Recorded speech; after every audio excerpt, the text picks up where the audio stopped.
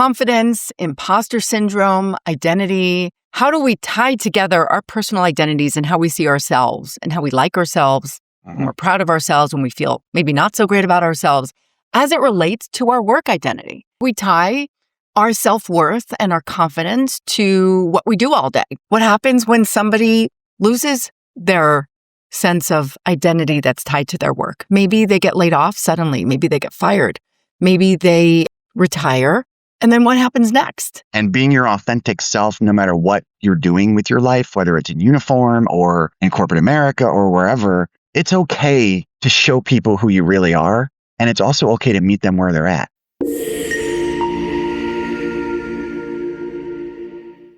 Hey there. Welcome to the next episode of Leadership and Motivation Unleashed. We're excited to come back to you with a new episode. This is going to be the beginning of a series that we're calling Questions Executives Secretly Ask but Rarely Say Out Loud. And we are going to tackle the topics that everyone thinks about and everyone worries about and everyone stresses about, but not everyone has a safe place or forum to really discuss it. So we're going to try and tackle those. But first, we wanted to share with you a little bit about what we did earlier this week. So Patrick, over to you. Sure. So I don't normally wear a ball cap to work, but Aaron Judge plays today for Team USA. I'm a lifelong Yankees fan. Everyone thinks because I live in Texas, I'm a Texas guy. I'm actually a New Yorker, upstate New York. Been a lifelong Yankees fan. So I'm excited about Aaron Judge, the modern day Babe Ruth, playing today. So I'm wearing my Yankees hat. So for everybody We'll who forgive sees you. this, you guys can get over it. And it's Friday. For those of you who don't know, we're recording on a Friday and we both got back from travel pretty late. So Yeah, and it is a Friday. Yeah. So I had my leadership offsite this week with my directs in Charlotte, North Carolina. One of my directs and a really good lad, Matthew Garrity, lives and operates out of Charlotte. So I pick, different places around the country because we're all remote and we don't see enough of each other. And I don't have a bottomless pit of dollars or I'd fly us around every month. Some FaceTime. And I'm not a hard and true, everyone get back to the office guy, even though I think I've talked about it on other podcasts. Like you can look me up on the internet and you'll find like comments from whiny employees from my past that thought I was an office guy. And I always saluted and did what my bosses told me, which by the way, everybody should. If somebody's paying you to do a job and your bosses want you in the office, go to the office. But I'm not tied to that. I actually love working from home. I love the dynamics of it. But what I said in the meeting was you can't build relationships through plastic. And like Rachel and I right now, she's sitting outside of New York City and New Jersey in her beautiful home. I'm sitting outside of Fort Worth in mine. And, she and I have done, I think, a marvelous job the last 3 years building rapport through plastic. But it's a one-on-one. When you have a team and there's 9 people in the room, you don't always get that dynamic. And everyone's personality is different. Like Rachel and I have different lenses of the world and different backgrounds, but we're both very transparent communicators and we draw on each other's energy, even through plastic. But not everybody can do that. So I love having the team in the room. And the night before, they wanted to go see I think it's the Charlotte Hornets and Dallas Mavericks play. I'm not really a basketball guy, but I know the Mavericks because I live here. And I had a dinner with a partner vendor that I've known for 100 years. I told them even if I didn't have that dinner the night before our event started, I wouldn't bowed out and let them go. I think it's more important that they have an uninvaded route to building a relationship with each other. I think 3 people in the room said they'd not met before. Did I hear that right? Did 1 or 2 of them say I'd never met the other, which is crazy. And they've been together for 2 years, some of them, but it's just the nature of our beast. Or maybe they've only met once in person. And so shame on me, right, as a leader, because even before the CEO thing happened, I was still the president and COO. But, we don't have a bottomless pit of cash. And I wouldn't call myself cheap, but I certainly, as we drive towards an environment of positive operating leverage, which for those of you who track financial terms, look it up. Maybe we'll drop it in the show notes. I was trained by people who believe that the balance sheet should be fortress in nature and it should look like it's a thoughtfully run business. I'm not saying that Chuck Alt isn't wasn't thoughtfully run.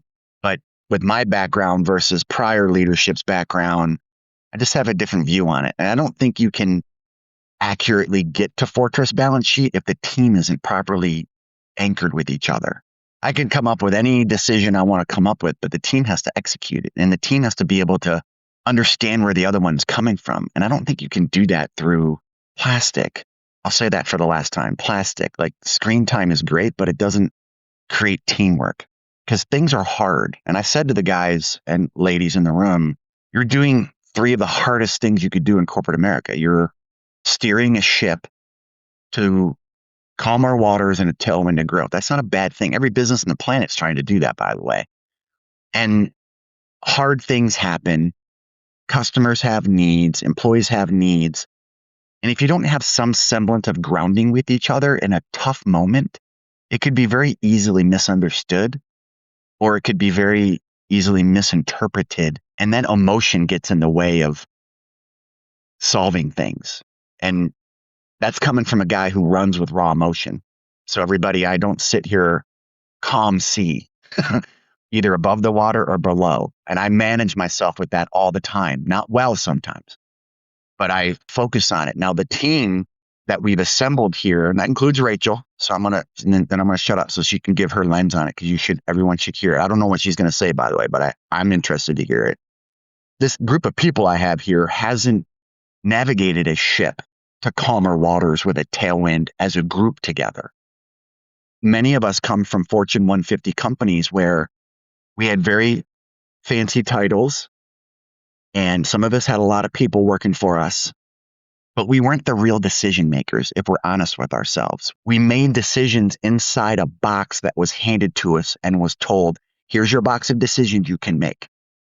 But the top, call it 15 people in these companies, whether it was AT&T and Stryker for Rachel or US Bank and Fiserv for me, they were making the decisions and I was executing the commander's intent. Now, myself and Rachel and the others are the commanders.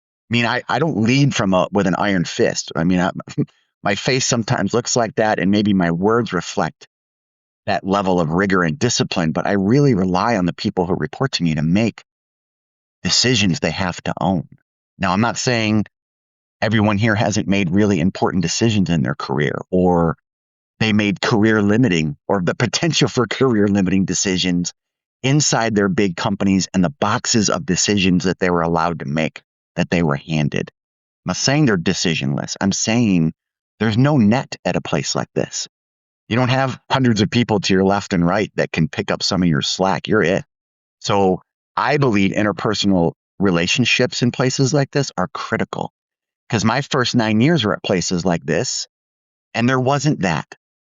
At GenPass, God rest his soul, Bipin, he fostered an environment of competition. He wanted his direct reports at each other's throat. And he would say it out loud, competition breeds success. Well, none of them liked each other. And some of them listen to this podcast, so I won't say them by name. They know who they are. I love them, and they taught me a lot, but they knew it too, and it exhausted them. Because when they were with Bipin at GenPass, that was their 3rd time starting a company together. So imagine what that felt like on your 3rd go.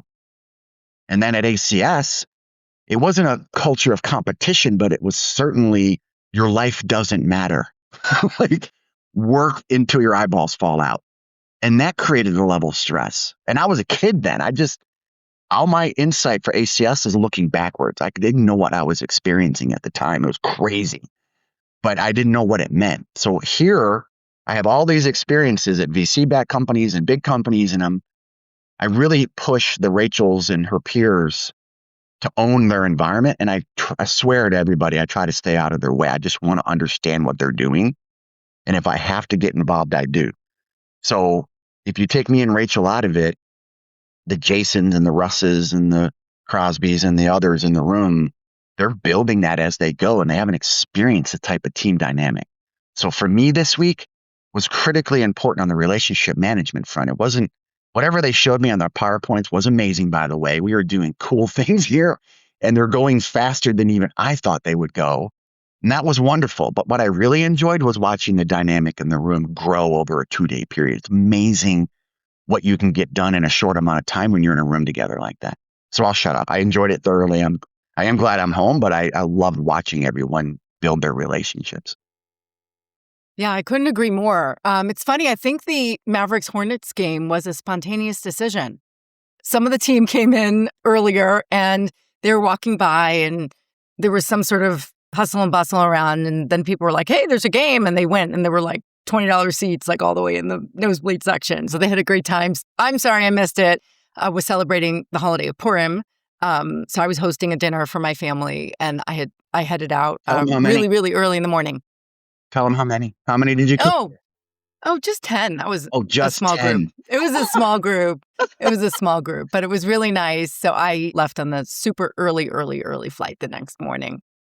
But it was so great to be together. And I think there were some interesting things that took place that really helped the dynamic. I think, first of all, you very intentionally gave the team space to hang out amongst ourselves without you, because there's always a different dynamic when the boss is in the room, right? No matter your relationship, no matter, how one of the guys you try and be, there still is that sense of power and position that changes the atmosphere in the room. And I think the fact that you did that client dinner, let the team hang out the night before, and then even yesterday when our second half day ended, you very intentionally said, hey, I'm going to head to the airport. You took your calls in the airport. The rest of us hung out in the room for a couple of hours while we still had the room.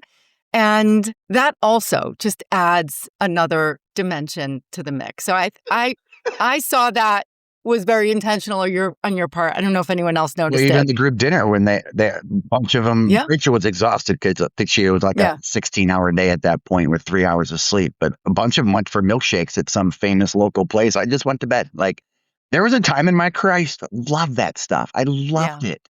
Stayed up too late, partied too much, laughed too hard, dragged the next day. But those are great memories. I did notice that when I wasn't around, people were different with each other in a good way, not a bad way. Yeah. So, and it's just a normal, natural thing. And that's what happens when power is around. It does make these jobs kind of lonely.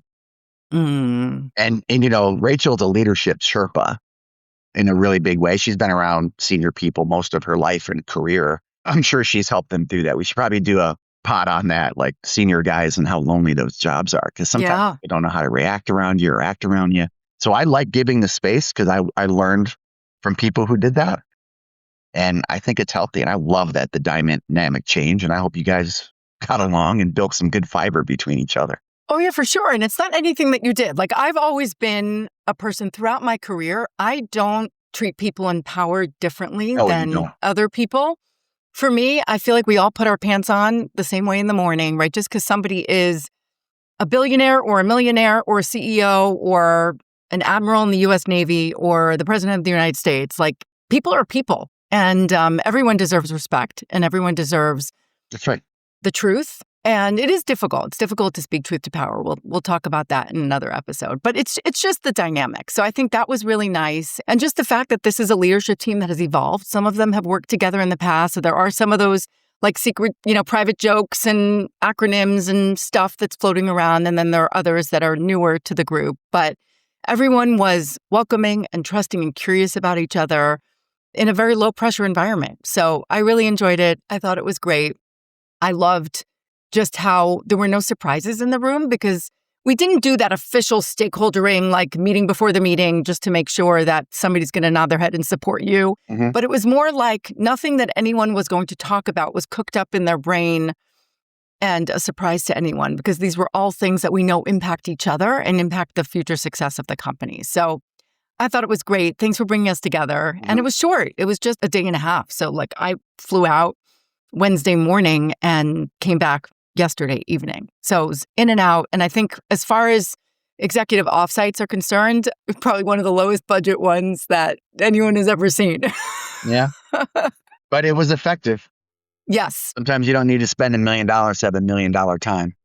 Yeah, I agree. And also the loneliness really does affect people who are extroverts. Mm-hmm. And nobody believes me when I say this, but I'm actually an introvert. I'm an introvert. So I'm a proud introvert. And I'm really happy when I'm stuck in my home office, just pounding out the work. But there are some people that need the energy of other humans around them to get it done. And some people don't have a lot of experience working from home. I've worked from home. I've said this before in this podcast. I've worked from home almost consecutively since 2006. Wow. Before it was cool, before we had Zoom. And it's because I worked for multinational companies and I was doing work that was global or national in nature. And I wasn't living in the city where their headquarters was, but I flew around when needed and I popped into local offices and did a lot of work on the phone and on conference calls back when conference calls were a thing. My habits and my patterns, I have my dedicated space in my house where it's just my office and nothing else happens in that room except for office stuff. But not everyone has that, so it's difficult. So this was really nice. Outcome successful. We'll do it again in September here in Texas and keep moving it around. I'd love to get it to every quarter, but as our financials get to where I want them, we'll get it to every quarter in the future. We're just being wise with our money. Yeah. And the other thing that was nice is that a lot of companies that like to spend a lot of money will go to Hawaii or they'll go to some golf course or some resort. What Patrick does is he lets a different team member host it each time. So it's kind of like they're bringing the team to their home turf. They're choosing their favorite restaurant. They know all the cool places. They can help everyone navigate. And that's really nice. Yeah, right? Russ hosted us in Baltimore for the first one. Garrity in Charlotte. I'll do Texas. And then maybe we'll swing up to Minneapolis and let Shara and PK. Not in the winter, though, No, please. Yeah, good point. Yeah, no. I've actually never been to Minneapolis. At one time, it was a beautiful town. That's for it. After the George Floyd stuff, they didn't rebuild a lot of the prettiest part of that town. There are parts of Minnesota that are stunning, particularly in the summer. Even the winters are amazing. Like I grew up in upstate New York, so I know cold and snow, but there's something about Minneapolis. It's so freaking cold. The ice crystals float in the air. Like when you breathe out. I remember walking out of US Bank headquarters one morning and it was cold. It was like -15 air temperature. And I exhaled and my breath turned into ice crystals. It was like a storybook thing. And everyone does that. And you see the ice crystals dancing in the air. Like, oh my God, I got to get inside. You're like Elsa from Frozen. That's right. All right. So topic of the day is. Okay.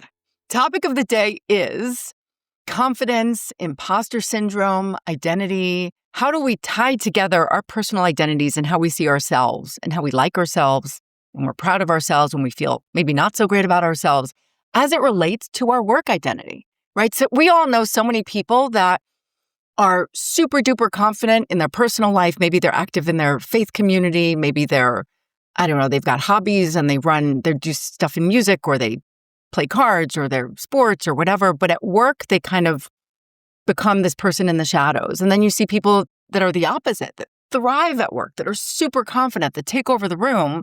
But in their personal lives, maybe not so much. Maybe things aren't going so well.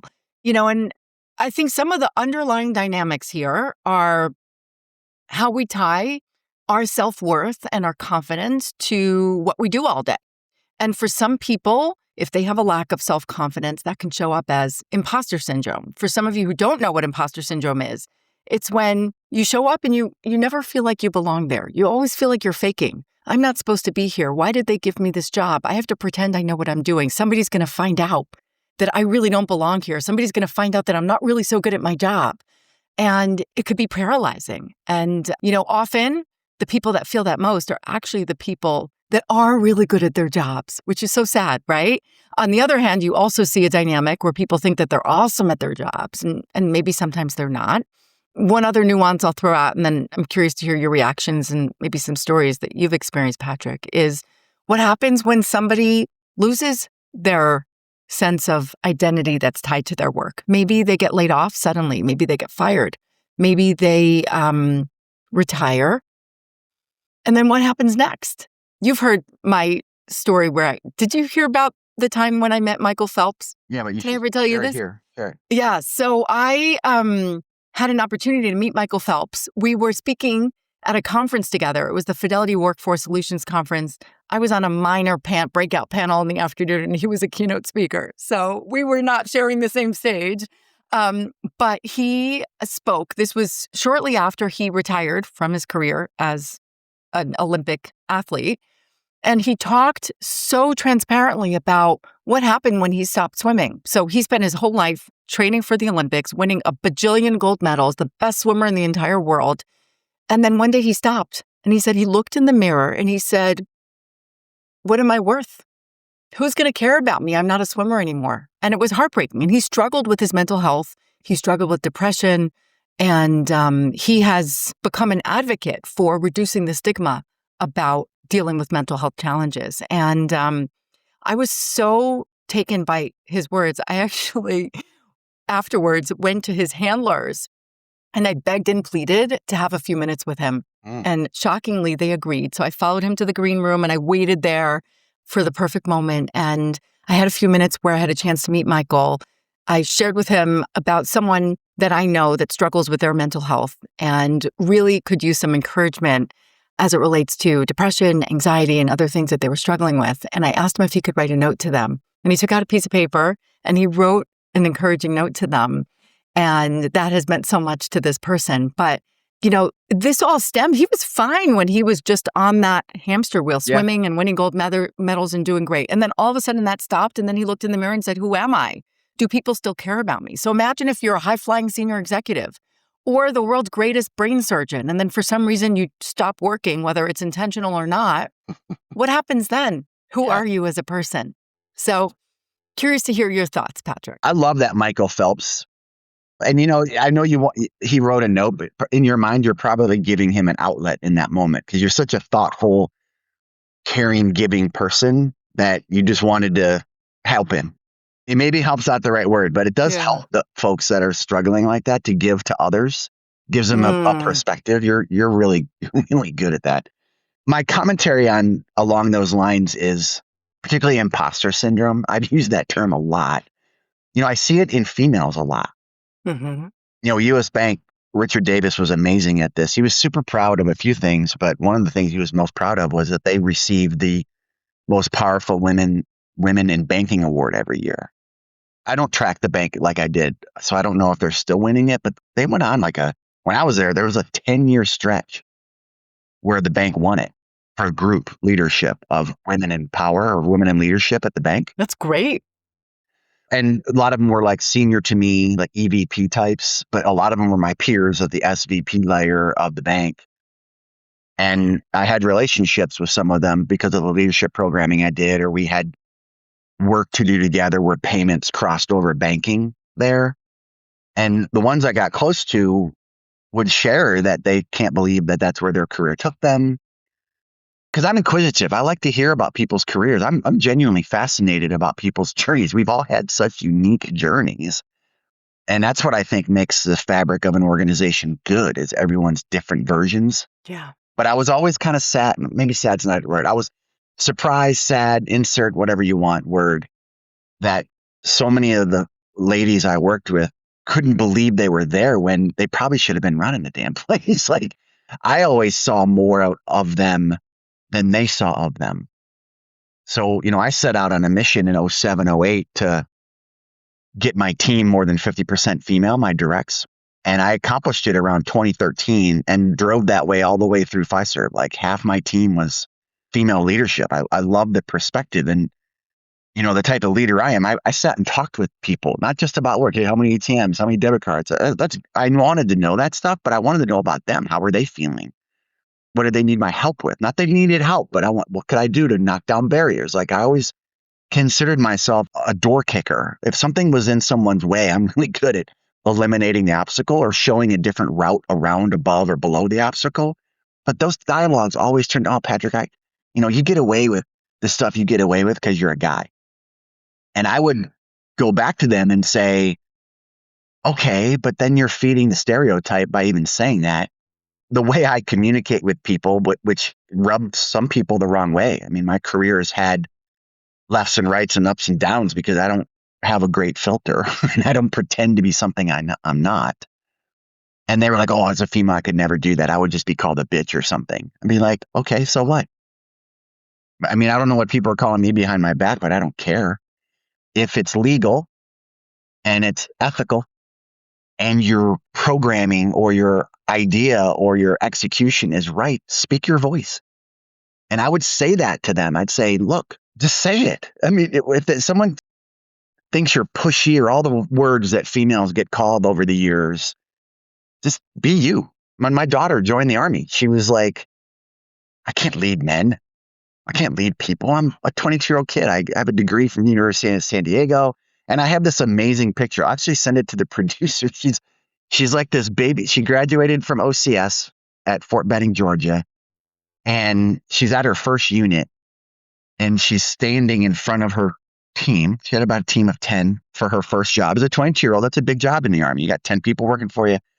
Her senior guy has a chest full of ribbons like he'd been around in the Army for 100 years. Like, I'd not seen a rack of ribbons on a person like that, even when I was in.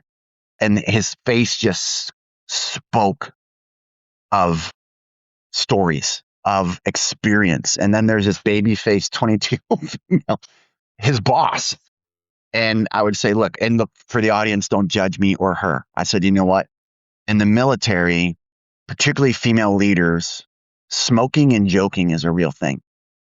And I don't want my kids smoking. I'm like, but a lot of people smoke in the military. It's like if you smoke them, if you got them, is a real thing. It's in some units, that's the only break you got, standing around smoking a cigarette. I'm like, Burke, you don't have to inhale it. Walk right up to them. And it's going to be all these, to a 22-year-old, 40 years old is old, right? They're all going to be 35 to 45 years old. They're going to look 100 years old because of their experiences. Military puts years on you. Just walk up and say, hey, I want one of those. And I said, I guarantee you from that day forward, they'll read your mind and you will be part of that crowd. Don't stand off as an officer. A male would just walk right up and smoke and joke. Now, there's barriers between officers and enlisted, just like in corporate America. There's these Chinese walls between people with titles and whatever else you want to say, but you got to find a way to be your authentic self. But it's okay to Trojan horse in, because that's the only way you get to understand how the team is operating. And she did it. And she called me like a couple of days after I got home, after taking that picture of her standing in front of these really senior people that she was now their boss. She goes, Patrick, you were right. I don't even almost have to speak. Yes, ma'am. What do you need? What do you need, ma'am? And then they started busting her chops politely. You can make fun of leaders a little bit if you have the rapport. And then she was off to the races. And all of her OERs, which is like a review, and I want to say for that the unit she was in there, every 6 months, the commander would give her a review. She was 1 or 2 in the unit at her rank. And it was because the men and women she led respected the fact that she dipped her toe in. So imposter syndrome and being your authentic self, no matter what you're doing with your life, whether it's in uniform or in corporate America or wherever, it's okay to show people who you really are. And it's also okay to meet them where they're at. Like a lot of those guys that she was in charge of, they didn't have college or her experiences. Like she was on the men's rowing team. Like, is she going to walk up to a 15-year master sergeant in the Army and talk about rowing? No, not at all. But if you stand around and smoke and joke and don't inhale, I told her that, be like Bill Clinton, don't inhale. Like, just put it to your lips and don't tell your mother I told you this. And of course, Lisa listened to this, and now she's going to hear this all these years later. I'm like, but it's a bridge in. So what is that in corporate America? I don't have the answer for everybody. And now you got this AI stuff landing on you and all the fear of jobs going away and these layoffs happening everywhere in the world. We talked about that in the last episode. You got to find a way, male or female. Imposter syndrome or whatever you want to title it, you got to find a way to show people that you're authentic, because in an unauthentic world, which I believe most work is unauthentic because of what you said. Think about Michael Phelps' picture of those, was it 12 gold medals? Whatever his count is, if you guys go, maybe we'll drop that picture in there too. He's standing with his arms crossed and he's got all his medals hanging off of him. Because I think he owns the record still for the most medals won, right? 12 or 16 medals. I think he's the record holder, both winter and summer. Oh, wow. He's the most decorated Olympian in history. And you look at that picture and you're like, man, he's got it all together. Mm-hmm. I mean, a world champion, Olympic champion, all these things. And then look at your story, meeting him, that he struggled because he didn't have his armor on anymore. Well, what made him a 12 or 16 medal winner was what was already in him. There's a sadness about, if you no longer have your uniform on, what are you? You know, my wife's worried about me. Like, I'm on the last third of my career. I am. I mean, I don't think I look 100 years old, but from a career perspective, I've got 30 years in next year. I can't believe it. 30 years. November. November of this year is 30 years. I thought it I'm was close. 30 years. And I can never stop. If I ever retire, and I don't know if people actually retire anymore, I'm going to have to do something. Like, she's really worried that I'll lose my identity. Because for so long, first 2/3 of my career, I was that guy. I am my job. My job is me. Inappropriate, everybody, by the way. Like, and I've shared a little bit of this on last season, I think, where I didn't do enough on the personal side. I am not my job. And the ladies I would talk to who had imposter syndrome with these heady jobs or big jobs, I would say, you're not your job, but what you are makes your job better. It's a bit of a tongue twister. Like, you're not an imposter. You belong in the job you're in. You are amazing person. The person is what people are after, not the job. I actually don't think the most successful people, good, bad, or ugly with their job, should ever identify with it. A lesson it took me a long time to learn, a sad lesson, a couple of sad moments in my career or my personal life where I missed things because I was so focused on the role, so focused on the outcome of the role. Climb. Looking back, I think if I was a little more calm and let the lessons come faster versus injecting myself into the lesson versus the lesson injecting it into me, I think I might end up at the same place career-wise. I don't know if intensity or fighting through lack of confidence or seeking confidence would have landed me anywhere different. So that's a lot of word salad to say, whoever's listening to this, the ride, the journey is what's important, not the destination. Mm-hmm. Like Billy Joel sings a song, I think it's called Vienna. I may have mentioned this to you before. Like, I heard that song like 15 years ago. I think he wrote it in 78 or 79. And there's a line in there about, hey, kids, slow down. Life's going to end up where it's going to end up. I'm paraphrasing what he said. I've listened to that song probably 1,000 times as my own reminder. And it's like way up on my song list on my phone. Like, if you guys haven't listened to it, go listen to it. And it doesn't matter if you're in your 20s or 30s or 40s. Don't let your life slide away because you're too focused on trying to be something you're not. Titles, jobs, roles, brands you work for aren't as important as you. I had jackets made for everybody for this week, and I had their last names put on the collar. Maybe it's a military thing because, your last names are on everything, and I like that on some of my stuff. And I said to Rachel at the elevator yesterday as I was walking out, I'm like, your name is the brand.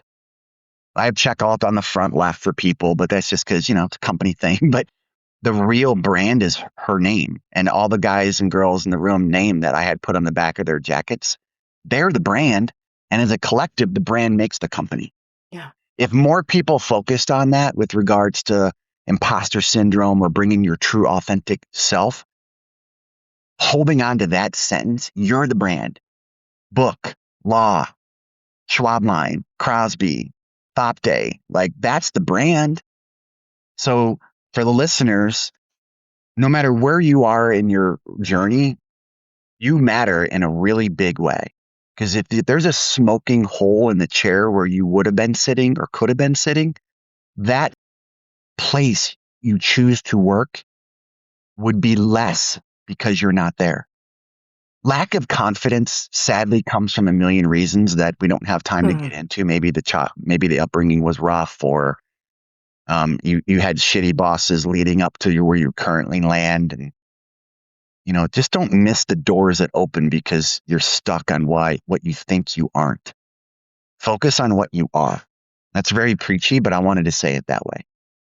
Don't think about what you may or may not be, because those are perceptions, and you can't have a conversation with yourself. You're lying to yourself.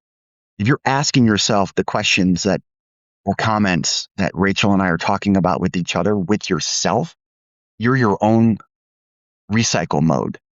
And then you keep self-injecting the same thoughts on yourself that probably aren't true. Have the courage, like some of the people I worked with at US Bank that would look me in the face and say, Patrick, I don't think I belong in this job. I don't understand why we are receiving the most powerful women in banking. I don't feel powerful. Stop talking to your, and then I already told you what I'd say to them, and it gave them a different perspective. Now, did their past or whatever prevent them from hearing me? Oh, he's just saying that because he felt like he needed to. Maybe.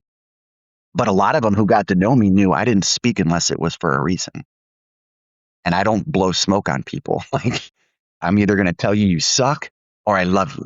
There's not a whole lot of in between. So I am as authentic as it gets, good, bad, or ugly. So for the people who knew that about me and allowed it to get in their brain, and some of them have circled back to me even in the last year. So think about these conversations were like 2010 to 2017.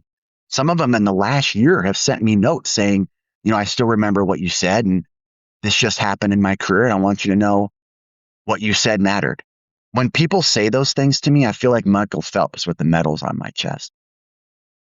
Because that 5-minute conversation landed on some of these people 10 years later. And they're like, I still feel that way, Patrick. I still feel small in some rooms, but I can hear your voice saying, fuck that. Go. And they go anyway. And they fight that feeling of, I don't belong here, with a courageousness to drive. And that makes me so happy. Like the acquisitions I was involved in or the projects that were cool that I was involved in means insignificantly less to me than another human being listening to 30 seconds of what I said and using it.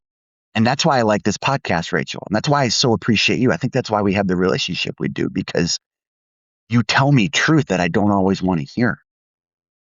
Sometimes about me, like I have moments of what the hell am I doing here? And I don't mean because I don't like it. I mean, the person, like, how do I go from an E4 in the Army to this?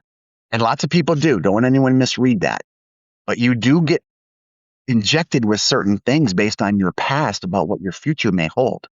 And even though I had a very supportive mom who told me I could own the world if I wanted to, thank God for her, things happen in your life that make you feel like you maybe shouldn't be on that ladder or on that sidewalk. I don't want to make it sound like everything's about going up and down a ladder, but whatever path you're on, find someone that'll tell you the truth, good, bad, or ugly, and know that whatever you're telling yourself you're not capable of is probably a lie, injected in there on accident or on purpose by somebody you probably shouldn't have been listening to, maybe including yourself. So anyway, I'll stop at the word salad, but I hope people hear what I'm saying and go conquer whatever you think you can conquer. And if you don't think you can conquer it, say fuck it and go do it anyway. That's great advice. Gosh, I don't even know if I have anything to add. And I promise that's not my imposter syndrome speaking. No, Rachel, you do have a little bit of those things because we all do. But I would say you do not start with that ever. Like Rachel's a door kicker too. She'll go right. No. So it's interesting because imposter syndrome that term was coined by two psychologists in 1978, and they actually called it the imposter phenomenon. So I don't know who pathologized it as a syndrome, but I think that says a lot about how the world sees a phenomenon that mostly, not entirely, but mostly impacts women. The opposite of imposter syndrome, which we've talked about on this podcast before, is called the Dunning-Kruger effect. And that phenomenon was coined by two men. And that is actually when the Dunning-Kruger effect. Dunning-Kruger. And what that is, and we'll link it in the show notes for you to learn more about it, but that is when people are not smart enough to realize that they're not capable of something. So they walk around the world thinking, I'm awesome. But the reason why they realize that they're not awesome is because they're not smart enough to realize that they're not awesome. So I'm oversimplifying. It's a very interesting psychological phenomenon. But there is a gender divide that we see. Again, not everyone, right? There are women that don't suffer imposter syndrome and that there are men that do. But overwhelmingly, some of the reasons why many women suffer imposter syndrome and many men tend to walk around with the Dunning-Kruger effect is because of the way that we're socialized. Now, the two of us as leaders in corporate America, or all of you listening, we are not going to change that overnight. That is hundreds of years of socialization, more than hundreds of years of socialization. But it is real, right? So women are very often, when we're young and we're in second grade and we're conditioned to be perfect, right? You hand in your spelling test, and there's all kinds of research that shows that girls are encouraged to have their handwriting be more perfect. Whereas with boys, it's like, whatever, you got the answer right. Thank goodness, right? So there is this sense of perfectionism that is inculcated in women at a very young age. And so when you wake up every morning and expect to be perfect, of course you're going to be disappointed because nobody is perfect. Nobody is perfect, right? And so I think it's less about saying we need to remind ourselves about all the areas where we do shine. And then remember that even the people that walk around pretending that they're perfect, they are not perfect. Even the presidents and the kings and the four-star generals and the CEOs and the Olympic athletes, nobody is perfect. And there are areas where everyone shines. Now, what's also interesting, and I think I may have mentioned this before, but there's also research done about how men and women tend to apply for jobs. So many women will not apply to a job unless they meet, 8 out of 10 of the requirements. They'll say, I'm not qualified to do this job. I'm not going to apply. I don't have 17 years of experience in X, Y, and Z, and I don't have a certification in this, and I have not led blah, blah, blah, blah, blah. And many men will apply even if they only meet 2 out of 10 of the qualifications. Because many of them approach a job with, hey, yeah, I haven't done that, but I can, or I'll convince them, or they won't realize. Or I'll figure it out. I'll figure it out. It's this whole fake it till you make it. And I think that fake it till you make it is really dangerous. It is. I really do. Because people who are very comfortable being fakers will be fine, right? And if they get found out, maybe they'll get fired, maybe they won't, or maybe nobody will find out. But people who want to live their life authentically, faking it till you make it is like it's physically painful because you feel like an imposter, because you feel like everyone thinks that I know how to do this and I really don't, and I have to figure it out. And I believe that we as leaders need to create environments where we acknowledge upfront that we know everyone on our team is not awesome at everything. And we want to know which areas are you awesome at? Which areas do you need development in? Which strengths of yours come naturally and which ones have you had to work on? And if we set those stages up front, then people are really comfortable saying, hey, I'm really bad at whatever. So like for me, I've gotten much better at Excel over the years, but I don't think I will ever be able to do a VLOOKUP. I've tried so many times and I've just decided this is not my thing. Other people will do it. I can help other people with things that I'm good at that they're not. And that's just not something that I'm probably ever going to figure out. And even if I spent the time, probably if I spent time really, really trying it, I could do it. But is it worth it? And I'm okay with saying I'm really bad at VLOOKUPs. Some of the things that are really, really, really detail-oriented, it makes my brain hurt. That's not for me. Now, I have the luxury of being able to say that because I'm also good at a lot of other things. But as leaders, we need to make sure that people are comfortable knowing that perfection is not expected. And then maybe we'll see people's true selves and they won't have to fake it till they make it. This is probably drifting into the next podcast, I think, because that's the title we're going to grab the next time here in a minute. Maybe, but I said in the room this week because I had to. We have several type A's here, which I love. I mean, we talked about peacetime leaders and wartime leaders in the room. People probably don't have to guess which one I am. And we have a bunch of wartime drivers here. And there was a lot of work that needed to be done for a source of truth here in terms of data. And every company has a data problem, guys. I'm not bagging on where I get my paycheck. Some are in worse shape than others, but every company is lost in the land of data. And some of it has to do with people drifting in and out of the organization. And there's very little connectivity team to team to teams, particularly the bigger companies. These silos prevent good communication and dot connecting because people say, oh, I did my piece. Well, meanwhile, there's 40 other pieces that needed to be done. And if you break that 40 link chain, even anywhere, the data breaks. And now you're operating a business with maybe not so accurate information. So anyway, we've been on this massive data hunt here for accuracy and a source of truth. And we're finally there. We're within inches. But the way I lead, and Rachel is witness to it, and I'm sure she follows up behind me sometimes picking up the glass and softening the messaging. I know she does actually.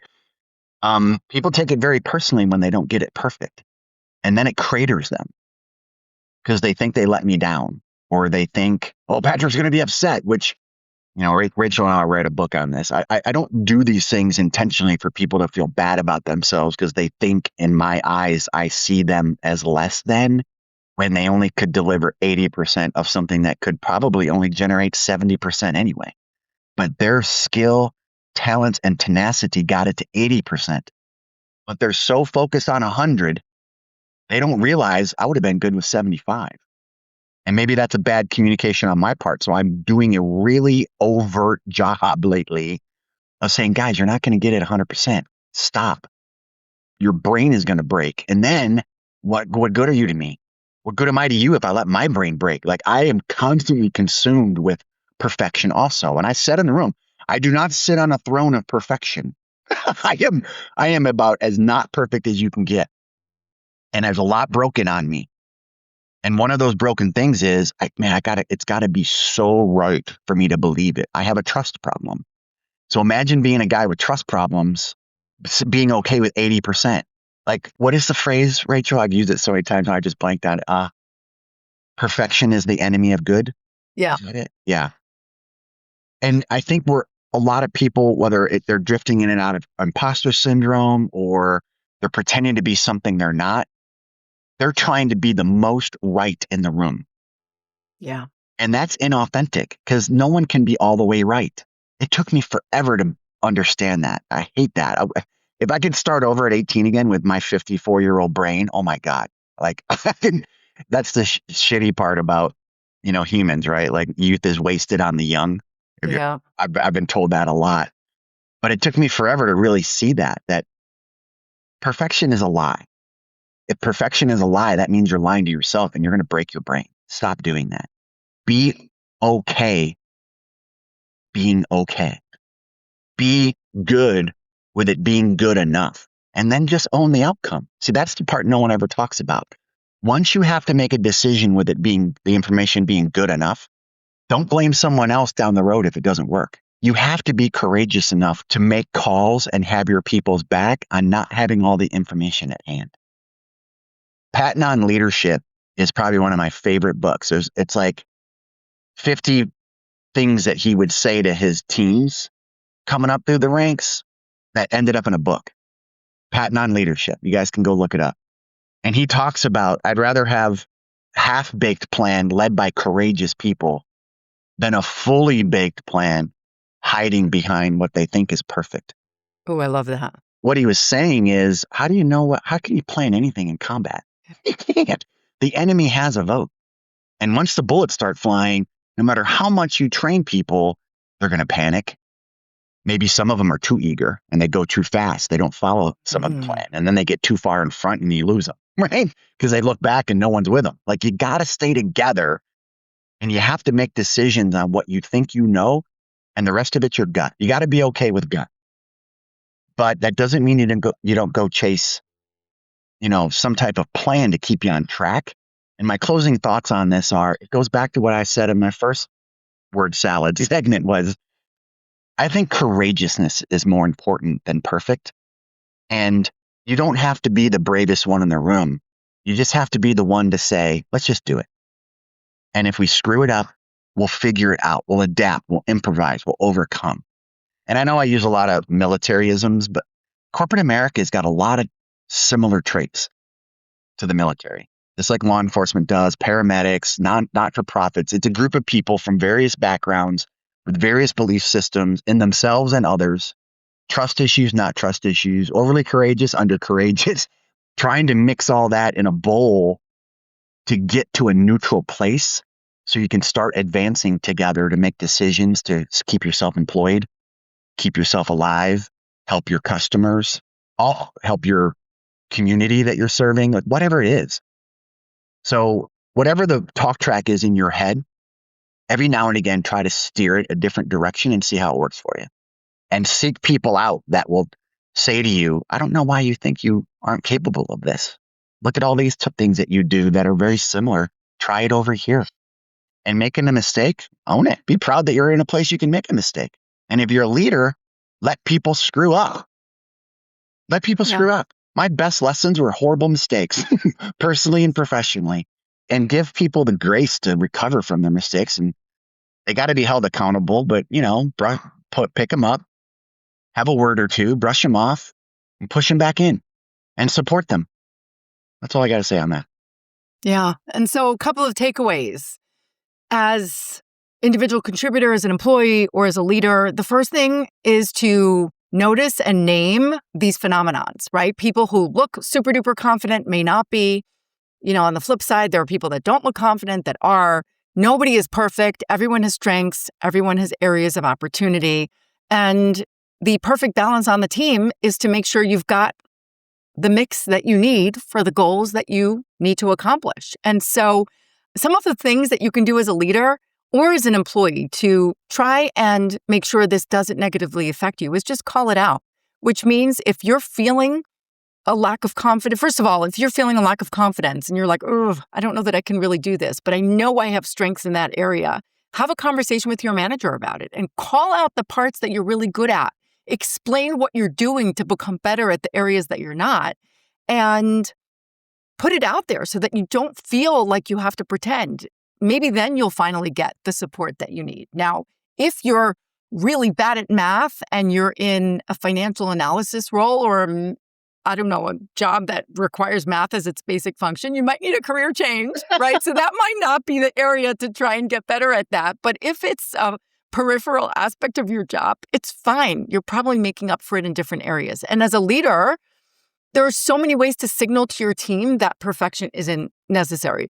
One thing I like to do when I interview people or when I add new people to the team is very often I'll have a conversation about, hey, there's lots that's going to be expected here.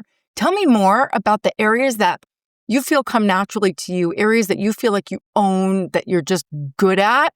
And then what are some areas where you would like to get some support or areas where you feel like you need additional time or effort or resources? And sometimes it could be temporary. It could be a new job, a new company, a new project. And sometimes it's that, you're just having a conversation to be open about that. But when you give them a chance to brag first, then they're typically more comfortable sharing the areas that they need some development in. And then as a leader, you might decide to assign those tasks to someone else because research shows that it's much, much, much more effective to harness someone's strengths than to try and fix the weaknesses, usually. So those are some things I would say. The other piece is some of the typical HR rhythms and ceremonies that everyone likes to grumble about, like performance management. That's really a time to get grounded in how people are doing. So if someone on your team may suffer from imposter syndrome, if someone from your team seems to be struggling, if you have a real conversation with them, not only about the areas where they need to do better and you can put together a plan to support them or discuss a job change, but you also tell them where they're awesome. And also you highlight in front of other people somebody else's strengths. So if you're at a team meeting and you know that somebody has this issue, make sure to call out their superpowers in front of other people, because then they might start to believe it themselves because other people will treat them differently. So as a leader, there's so much you can do. It's really mostly about communication to try and strengthen the environment around someone who has this issue. Now, you're not going to change the sociological concept of imposter syndrome or the opposite. You're also probably not going to heal somebody's baggage and trauma of how this phenomenon came about. But what you can do is make adjustments in your immediate environment to help people thrive. Up to and including if you're the employee, I have to jump in and say, maybe the person you're going to that Rachel just described is struggling with this stuff too, and they don't know how to listen to you. Right. And they don't know how to give you that feedback. And you're going to smell that in the room really quick. And you have a decision to make there. If your boss isn't capable of that type of adult conversation like a Rachel Book or a Patrick Law could have with you, seek it elsewhere. Don't give up. Yeah. Do not let that self-talk track keep running. Find somebody who's a functioning adult and who has been through the wars and can come to grips with themselves that can look you in the face and say, I struggle with that too. Mm-hmm. Or, hey, I'm sorry to hear that. Let's talk about some things that we can do to help you see your value, to kill that talk track. Not all bosses are capable of doing that. So be prepared for that too. Seek it elsewhere. Yeah. And one last thing, hopefully you're in an environment where you sometimes get accolades for the great work that you do, or people send you emails with compliments. Save those in a folder. And on any particular day, if you're feeling sort of down or you're like, oh, why am I even here? Or do I deserve or belong in this role? Go take a look at those and remind yourself about why you're so awesome. That really does help a lot of people. Good luck, everybody. Thanks so much for joining us. Thanks for tuning in to Leadership and Motivation Unleashed. If you enjoyed today's episode, please leave us a rating and review. It only takes 1 minute and it helps the show grow and reach more leaders like you in search of advice and motivation. Don't forget to subscribe so you never miss an episode. Please remember to share with your friends and family and coworkers, mentors, trusted advisors. This show is for everybody. See you next time.